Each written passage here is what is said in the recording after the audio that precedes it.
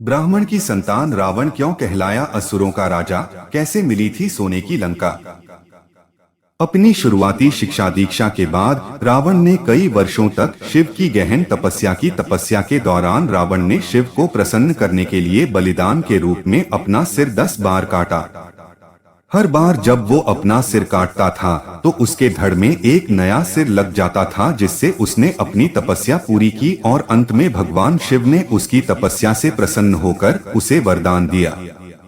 तब रावण ने अहंकार में अपने वरदान में नश्वर इंसानों को छोड़कर देवताओं, राक्षसों, सांप और जंगली जानवरों से हानि ना होने का वर मांगा, जिसका मतलब था कि ये सभी प्रजातियां उसे कोई नुकसान नहीं पहुंचा सकती। यही वजह है कि बाद में मनुष्य रूप में जन्म लेकर राम ने रावण का अंत किया था। रामायण, विजयदशमी या दिवाली का जिक्र होने पर हमारे मन में सबसे पहला ख्याल श्री राम और रावण के युद्ध और भगवान राम द्वारा रावण के अंत का आता है। लेकिन शास्त्रों में रावण को एक दैत्य, राक्षस, अत्याचारी के अलावा भी कई रूपों में वर्णित किया गया है। रावण को महान विद्वान, प्रकांड पंडित, महाज्ञानी, राजनीतिज्ञ, महाप्रतापी, महापराक्रमी योद्धा और अत्यंत बलशाली जैसे नामों से पुकारा गया है।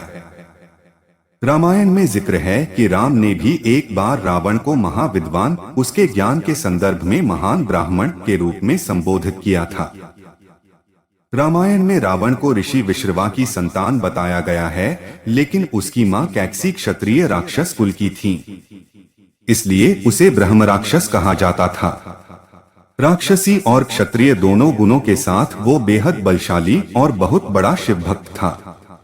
रावण का जन्म महान ऋषि विश्रवा, विष्णुमुनि और उनकी पत्नी दैत्य राजकुमारी कैकसी के घर हुआ था। उनका जन्म देवगण में हुआ था, क्योंकि उनके दादा ऋषि पुलस्त्य ब्रह्मा के 10 मानस पुत्रों में एक थे। वो 7 महान ऋषियों के समूह, जिसे सप्तर्षि कहा जाता है, उसके सदस्य थे।